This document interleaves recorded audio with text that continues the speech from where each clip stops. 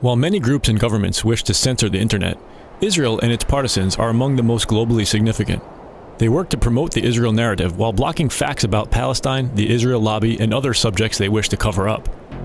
Much of this is done by devoted individuals acting independently, voluntarily, and relentlessly. But many of these activists are part of orchestrated, well-funded projects sponsored by the Israeli government and other pro-Israel groups. They utilize Israeli soldiers, students, American teens and seniors, and range from infiltrating Wikipedia to influencing YouTube. As we'll see, some even operate out of Jewish community centers in the US. One such group is the Israeli military's New Media Desk. It is well known nowadays that what happens on Facebook, Twitter, and YouTube has great influence on events as they occur on the ground. The internet, too, is a battleground. It is thus comforting to learn that the IDF employs soldiers who tweet, share, like, and more.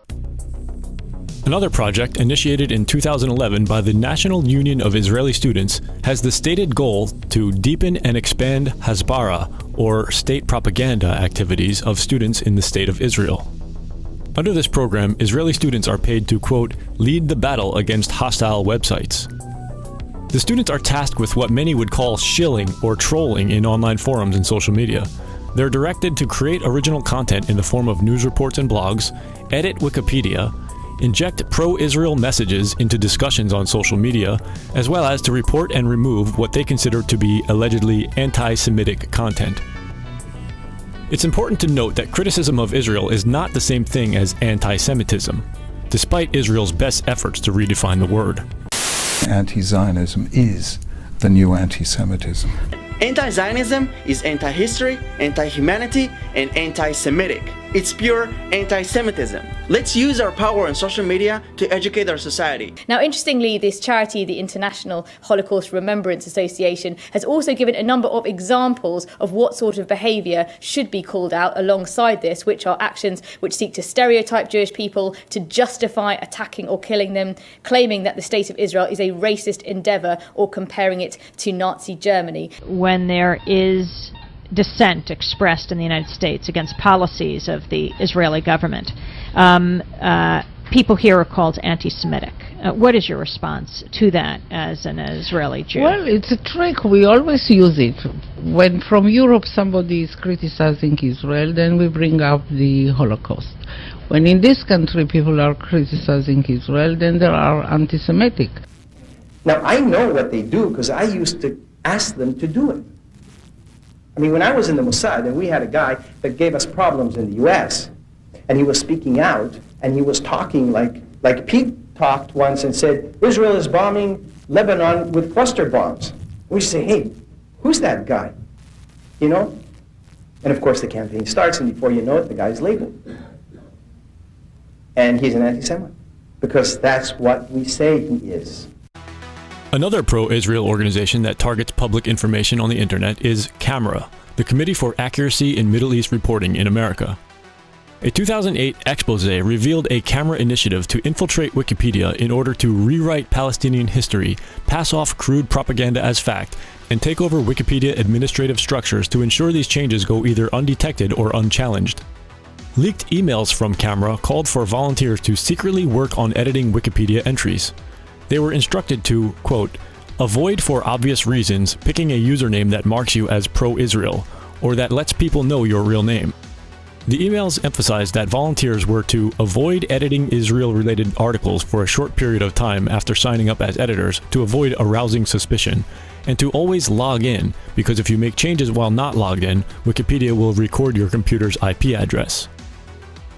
In 2010, two Israeli groups began offering community workshops on Zionist editing of Wikipedia entries with the aim of making sure that information in the online encyclopedia reflects the worldview of Zionist groups. Moetzet Yesha, in conjunction with My Israel, has arranged instruction day for wiki editors. The goal of the day is to teach people how to edit in Wikipedia, which is the #1 source of information today in the world. As a way of example, if someone searches the Gaza flotilla, we want to be there. We want to be the guys who influence what is written there, how it's written, and to ensure that it's balanced and Zionist in nature. And again in 2013, there was evidence of pro-Israel tampering with Wikipedia when an employee of an Israeli institute called NGO Monitor edited articles about the Israeli-Palestinian conflict in an allegedly biased manner. According to the Israeli newspaper Haaretz, Dreiman concealed the facts that he was an employee of NGO Monitor and that he was using a second username which is forbidden under Wikipedia's rules. In 2017, yet another Israeli project was launched with the intention of controlling discourse and promoting a pro-Israel narrative online. Known as ACT-IL, the project uses a software application that leverages the power of communities to support Israel through organized online activity. The software is a joint venture of Israel's IDC University, the Israeli-American Council, and another American group called the Maccabee Task Force, which was created to combat the international boycott of Israel over its human rights abuses, which it terms an anti-Semitic movement. The project is also supported by Israel's Strategic Affairs Ministry and Israel's intelligence community.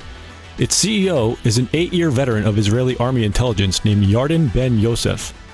Israeli media Ynet News reports that the Israeli military has begun scouring Jewish communities abroad for young computer prodigies to recruit for its ranks. In Operations Pillar of Defense and Protective Edge, we set up the first advocacy situation rooms here at IDC. We operated together with hundreds of volunteers who work around the clock for Israel on social media networks. Through the operations, we realized that when many people work together, it is effective. This understanding led IAC and IDC to partner and found ACT-IL, the online community for Israel. Jewish news site The Forward calls ACT-IL a new entry into the online propaganda war that has thousands of mostly US-based volunteers who can be directed from Israel into a social media swarm. Its work so far offers a startling glimpse of how it could shape the online conversations about Israel without ever showing its hand. The Forward article reports that the project recruits Jewish teens and adults and sometimes operates out of local Jewish community centers.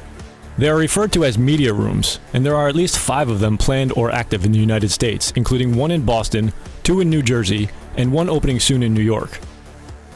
After being given ACT-IL advocacy training, the volunteers are instructed to complete missions, which are assigned from a headquarters in Herzliya, Israel.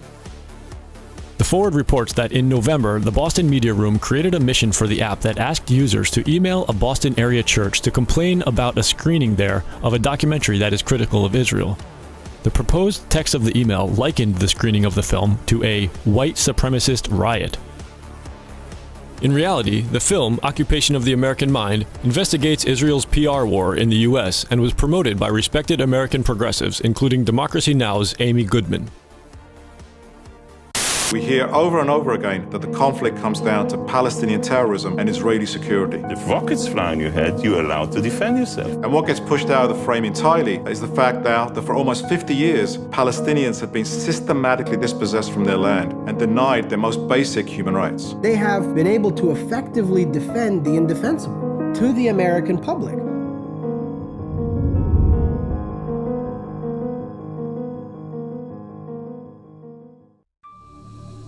The Israeli government is involved in numerous internet projects. Director General of Israel's Ministry of Strategic Affairs, Sima Vaknin-Gil, told a forum of Israeli tech developers to flood the internet with pro-Israel propaganda. When she was Israel's chief censor, she said, "We censor information that is critical to our enemies, who have no capabilities like us, do not have a Jewish brain, and therefore our enemy relies to a large extent on open information." Her ministry has a budget of roughly $70 million to fight what it calls a war on consciousness terrorism. To win it, she said, Israel must use tricks and craftiness. Another Israeli entity that plays a role in covert internet activity is the Israeli military's legendary high-tech spy branch, Unit 8200. This unit is composed of thousands of cyber warriors, primarily 18 to 21 years of age, some even younger. An article in the Jewish press reports that Unit 8200 has developed a great reputation for effectiveness in intelligence gathering, including operating a massive global spy network. Numerous Israeli tech companies, many of them headed by former military intelligence officers, assist in these online spying efforts, sometimes receiving Israeli government funding for digital initiatives aimed at gathering intelligence on activist groups and countering their efforts. To be clear, this is all part of an effort by an occupying government and its military working covertly to achieve censorship of reporting on its atrocities.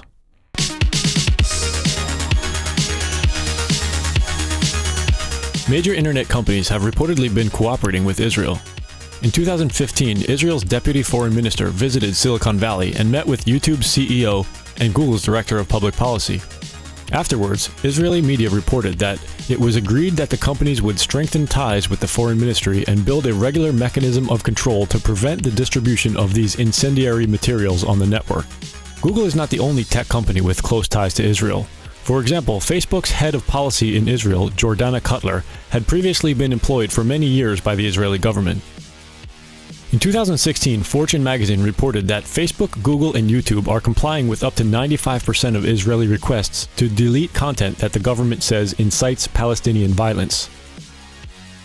Among other things, Google said it would increase the number of members of its Trusted Flagger program, which enables certain organizations and government agencies to report content. It also said it would increase support for NGOs and organizations working to present a corrective voice. One such trusted flagger is the Anti-Defamation League, commonly known as the ADL, whose mission includes standing up for Israel. The ADL considers criticism of Israel to be anti-Semitism. The ADL has created something it calls the Online Hate Index, aimed at recognizing what it considers hate speech and targeting it for censorship. By combining artificial intelligence and machine learning with social science, the Online Hate Index will ultimately uncover and identify trends and patterns in hate speech across different platforms. A leaked secret January 2017 ADL strategy paper detailed how to counter the pro-Palestine movement. Among its many strategies were some focused on the importance of efforts in cyberspace. The paper called for a mix of policy advocacy and industry engagement with corporations such as Google, Facebook, and Twitter in a manner consistent with the ADL Center for Technology and Society and its Anti-Cyber Hate Working Group. The detailed 32-page document reported that in recent years, a massive investment of resources and talent had been directed against the pro-Palestine movement. One of the results, the paper said, was to create a worldwide pro-Israel network. It was this network that the report sought to mobilize.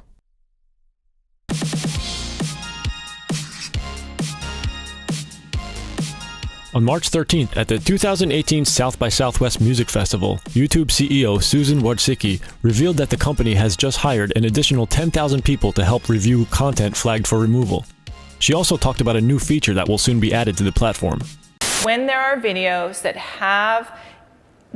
are focused around something that's a conspiracy, and we're using a list of well-known internet conspiracies from Wikipedia, that we will show as a companion unit next to the video information from Wikipedia showing that here is information from Wikipedia about this event. So YouTube will be sending people to text.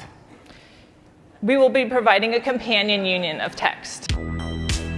Considering what we now know about the efforts of the Israeli government and pro-Israel organizations to edit Wikipedia and essentially rewrite history in their favor, can we expect this kind of companion unit to show up next to our videos? Will our channel be taken down again like it was recently for 5 days? Only time will tell. With so many people working to keep this kind of information from getting out, we never know when we'll be censored again.